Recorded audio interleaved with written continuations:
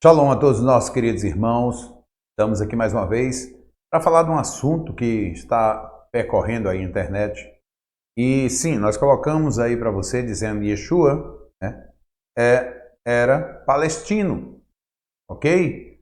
Era palestino. E aí, quem é que é judeu na história? Eu vou lhe dizer uma coisa. Ele era palestino ou era um judeu? A resposta que eu vou lhe dar agora, mas você vai ficar até o final e assistir e vai entender o que eu quero dizer, porque eu digo os dois. Ele era palestino e era um judeu. E ele era essas duas pessoas. Mas até o final você vai compreender porque eu estou dando essa afirmativa. Bem? Então vamos lá. Yeshua, nós temos que conhecer Yeshua de um lado histórico. O que pouco se fala, o que pouco se ensina, o que pouco se mostra. Ok? Há sempre, através da religião cristã que vem a partir de Roma, sempre trazendo um conhecimento de Yeshua só transcendental, nascido de uma virgem, que não tem pai, só tem mãe, não é?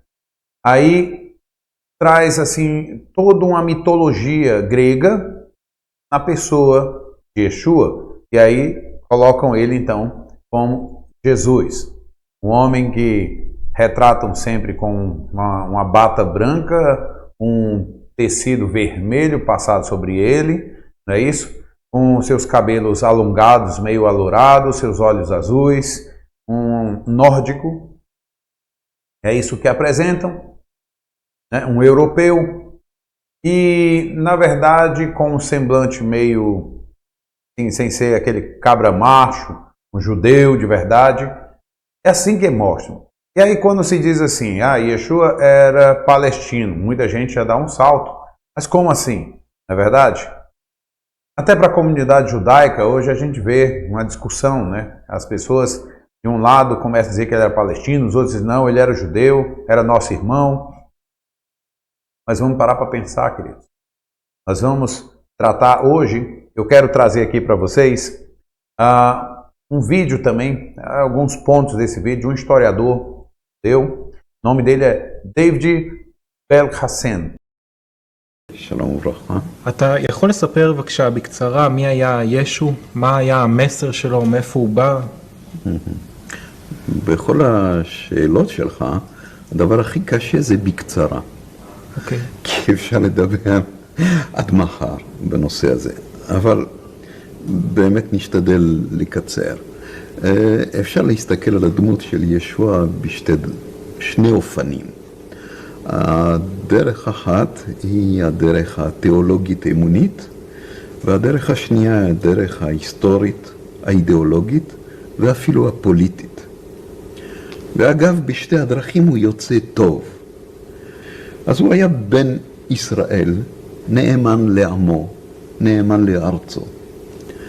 מאוד קשוב לסבלות העם. מדובר בתקופה קשה ביותר לעם. הכיבוש הרומאי ואצולת הממון ששלטה ומשלה בכיפה בבית המקדש, רדתה בעם. ובא איש כדמות נביא, נביא מן התנ"ך, מטיף כנגד השחיתות. מטיף כנגד המצב המדורדר הזה, והוא מציע תקווה לעם. אבל פה אנחנו רואים באמת אדם שאפשר לכבד אותו, שרצה פטריוט לגונן על עמו, וזה ייאמר לזכותו.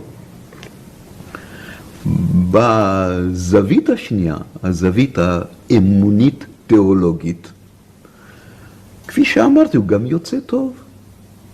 בסך הכל הוא בא להגשים, או רוצה להגשים את נבואות הנביאים, מציע לעם ישועה, מציע לעם תקווה, תקוות הנביאים, שום דבר שלא היה כתוב אצל הנביאים.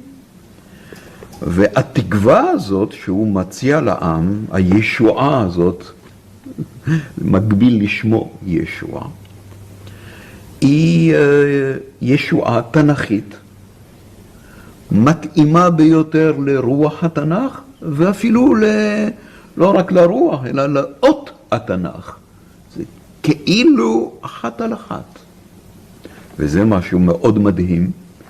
עד כדי כך, זה כל כך מדהים, שהיסטוריונים הרציונליסטים, כן, הם ניסו להסביר את זה בצורה כזאת שזה לא המפתח הפותח את המנעול, אלא סיפרו על ישוע, תלמידיו סיפרו על ישוע כאילו המנעול המותאם למפתח.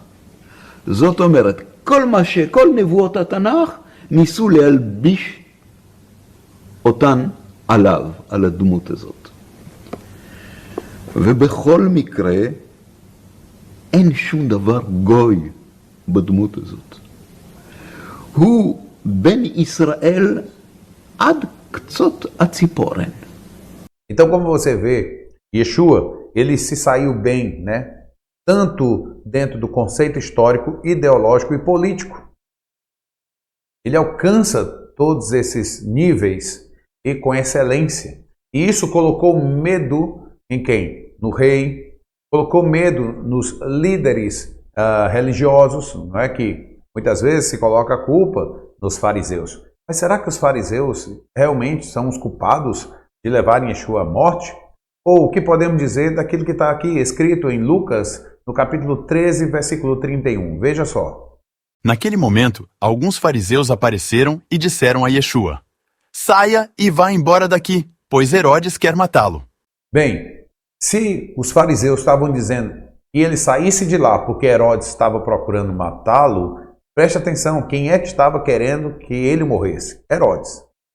Quem são os religiosos da época que vão também fazer todo um julgamento à noite de forma totalmente errada, tá certo? Sabe, às vezes acontece aqui no Brasil certas reuniões à noite, quando as pessoas não estão lá participando, né? E aí aprovam certas coisas, pronto. É da mesma forma, aconteceu desse jeito. Pegaram alguns, fizeram lá um julgamento, tudo errado, ok? E o acusaram. De que segmento judaico fazia parte Anás e Caifás? Saduceus, não eram fariseus. Agora, vamos pensar bem, o que os saduceus acreditavam? Praticamente nada, nem na ressurreição dos mortos, né? Sobre anjos, nada disso. Primeira vez, e eu acredito assim, que uma das únicas vezes que os saduceus chegaram para perguntar sobre Yeshua, algo da Torá, eles foram contra a ressurreição dos mortos. Até perguntaram a ele sobre a questão de uma mulher que casou e o marido morreu, casou a segunda vez, o marido morreu, casou a terceira, e disse, se há a ressurreição dos mortos, de quem ela será esposa? E Yeshua respondeu para eles o quê? Errais por não conhecer as Escrituras, nem o poder de Deus. Diferente de quando ele cobrava dos fariseus conhecimento, porque eles estudavam. Então ele disse, vocês eram para saber sobre isso. Então, porque Yeshua andava no meio dos fariseus, porque ele era também um fariseu. Fariseu, contrário de que dizem que é como se fossem hipócritas, não é isso que significa fariseu. O movimento dos fariseus era um movimento para ensinar a Torá, porque começa isso no período de Esdras, quando não havia o templo, quando eles ainda estavam reconstruindo. Surgem então as casas de estudos, e aí vem o movimento dos fariseus. Yeshua era desses que ensinava a Torá no meio da rua, para o povo, o movimento farisaico. E é isso que nós temos que compreender. Veja só, nós vamos olhar aí o que Yeshua faz na sua mensagem. O próprio nosso querido David, né, o historiador, vai também citar sobre esse assunto aí, olha aí. והוא עודד את העניים, דיבר אל העניים, עודד את רוחם, והוא סלד מכל השכבה התאבי בצע שהם משלו בכיפה. והם ראו בו סכנה חברתית וסכנה רוחנית. עוד מעט לא יהיה לנו יותר השלטון, העם לא ירצה לשמוע אותנו, העם לא ייכנע יותר לנו. ולא יקשיב לדברנו, וישוב לתנ"ך. כי הוא בעצם ביטל את ההלכות של הדת והיהדות הפרושית בעצם. הוא לא היה צריך לבטל שום דבר, הוא פסל. פסל, זו מילה יותר נכון, הוא פסל את הרפורמות ואת העיוותים שלהם. פסל את העיוותים שאין להם שום יסוד בתנ"ך. Dá para notar agora que aquela máxima que alguns usam, né? Acusa o outro daquilo que você faz. Por que os romanos, né, dentro da religião, começaram a acusar os judeus? Vocês mataram Cristo. É isso? E em nome disso, destruíram sinagogas, mataram judeus, veio Inquisição, toda essa perseguição. Por quê? Os judeus mataram a Cristo. ומה נאמר על אלה שהסגירו אותו לרומאים? אז בדרך כלל אומרים, היהודים רוצים להתגונן, לא, זה לא אנחנו היהודים, לא הסגרנו אותו לרומאים. ודאי שלא היהודים הסגירו אותו לרומאים. יש יהודים אפילו שמחאו לו כפיים, יש יהודים שאמרו לו, הושענא לבן דוד, יש כאלה ששמו לו שטיח של תמרים, של עלי תמרים בדרכו, כאשר נכנס לירושלים. יש שראו בו מושיע. לא היהודים הסגירו אותו לרומאים כדי שיצלב, אלא האסטבלישמנט. Mas espera aí. Quem foi mesmo que açoitou? Quem foi que colocou uma coroa de espinho? Quem foi que bateu com canas, né, na cabeça dele? Quem foi que esmurrou? Foram os judeus? Não, foram os soldados romanos. Quem foi que colocou o cravo em suas mãos? Romanos. Ok? Quem entregou aos romanos? Aí sim, uma elite, tá bom? Política, religiosa. Mas o povo foi culpado disso? O povo também estava junto com isso? De jeito nenhum.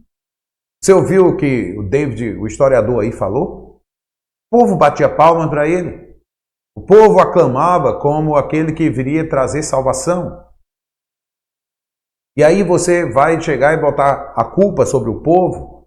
Veja, o Brasil, diversas vezes politicamente, rompe com Israel. Mas eu e você rompemos?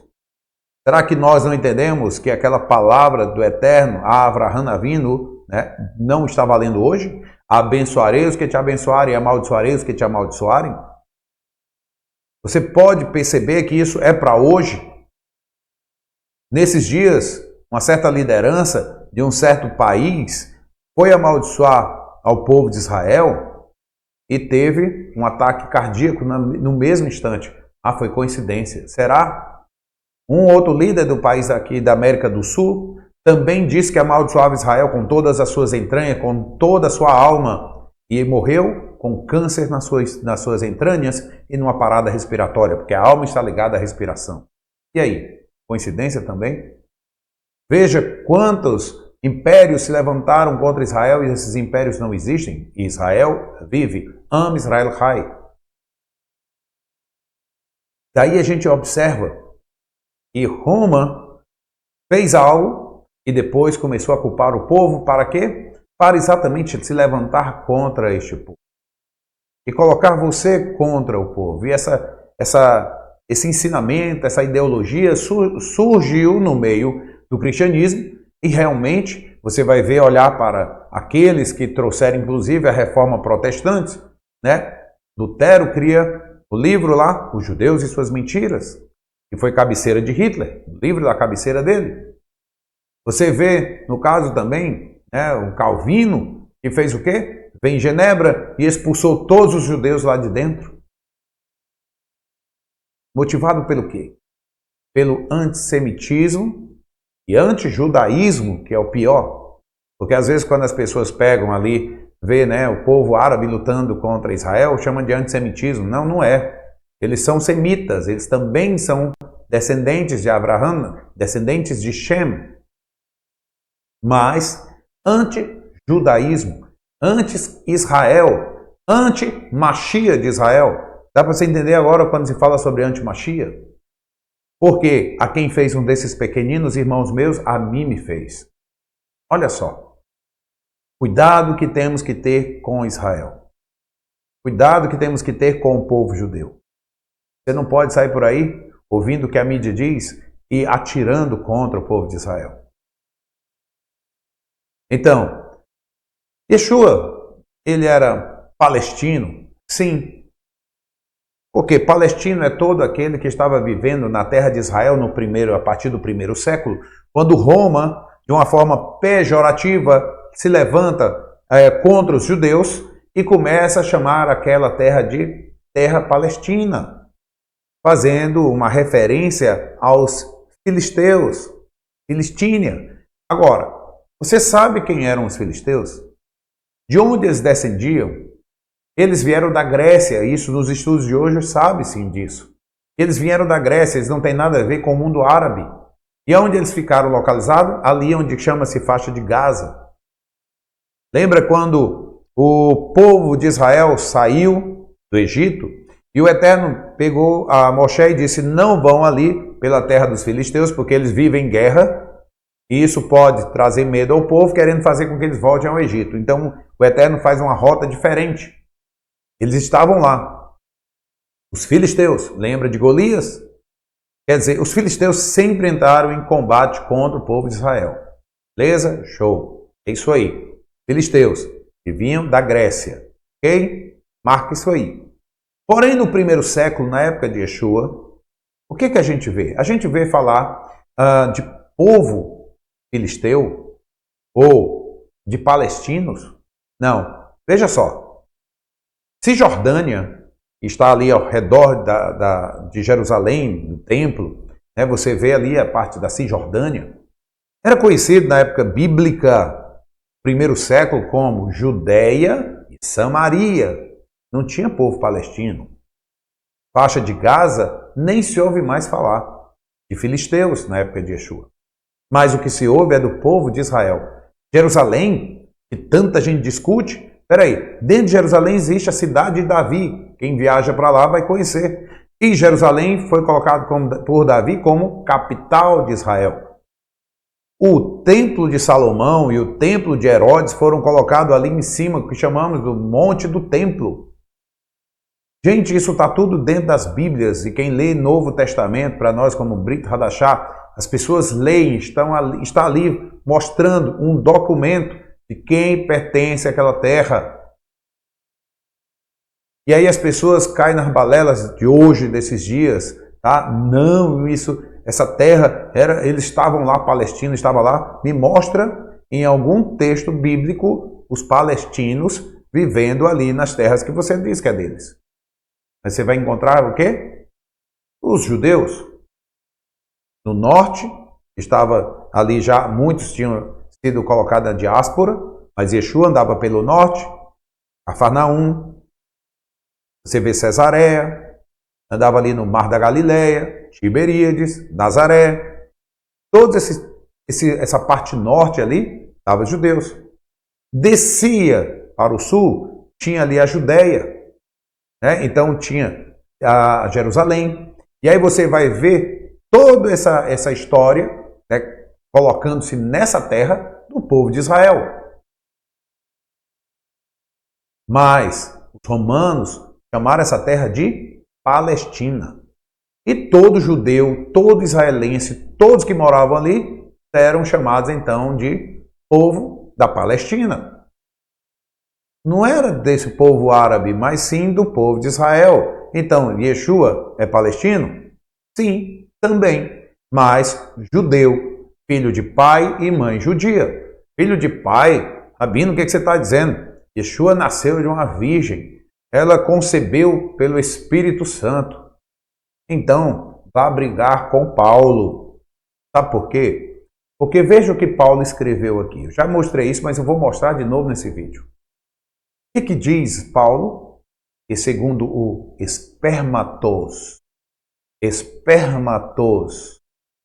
Então quer dizer que Maria tinha espermatos. Ela era mulher ou homem?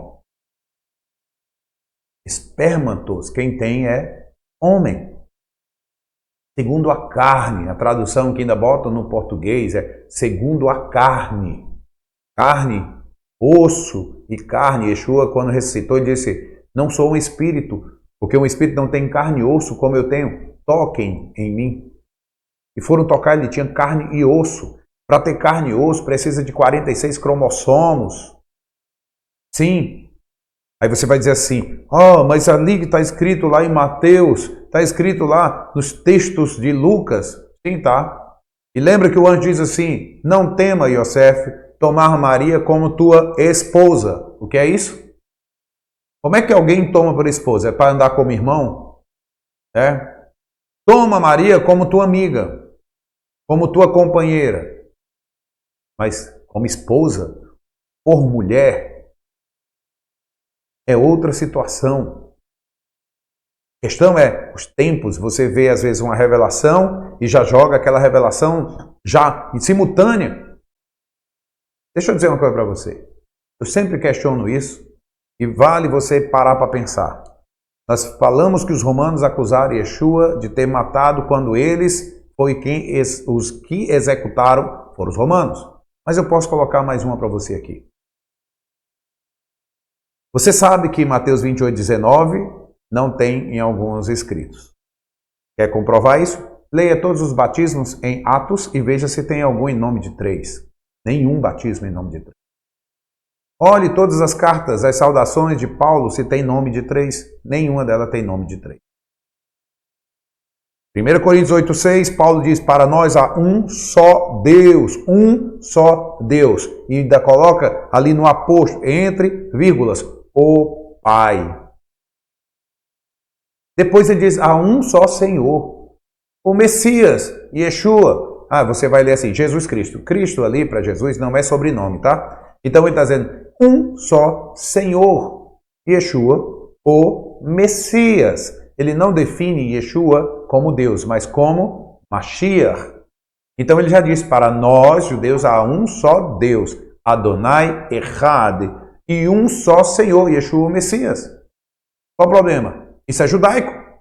Judaísmo crê sim que há um só Deus, Criador de todas as coisas, e um Senhor, Messias, o Espírito de Mashiach, estava inclusive, segundo o que encontramos no Rumash, que o Espírito do Mashiach antecede a criação da luz. Dá para você entender? Que aí ele está ali agindo através da ordem do Eterno. Exatamente, é assim que se vê. E é isso, meu querido irmão. Veja só, estou trazendo para você textos que eu sei que complicam a sua cabeça da forma que você foi formatado a pensar. Mas olha o que está escrito. Certo? Olhe para o que está escrito, da forma que está escrito. Ele era patriota, ele era da nação, ele amava o seu povo. Veja bem, quero dizer uma coisa muito importante para você.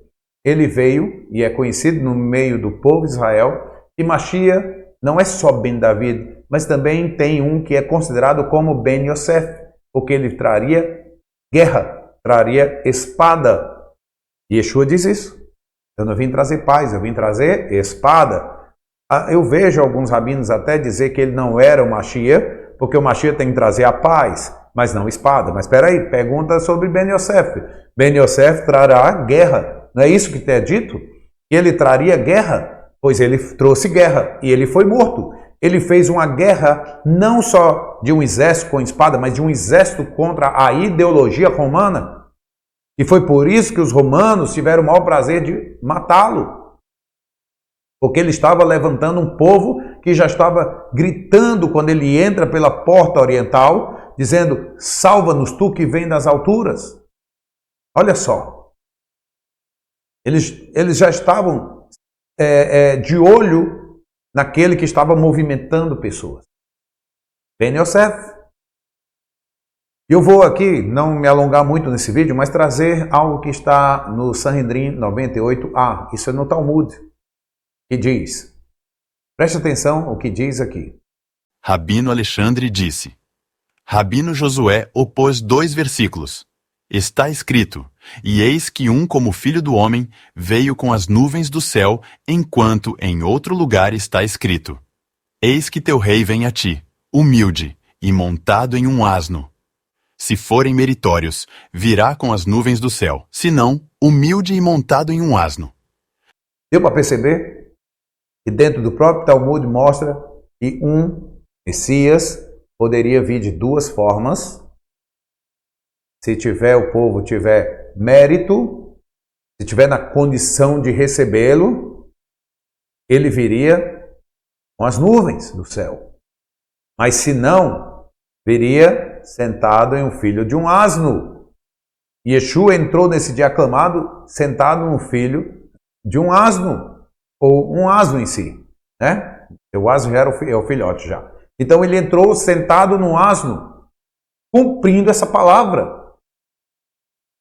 Esse é Ben Yosef. Eu trouxe para vocês Sanhedrin 98A, mas o Sanhedrin 98B vai trazer também uma palavra dizendo que ele leva sobre si as nossas dores, as nossas enfermidades. Qual é o nome dele?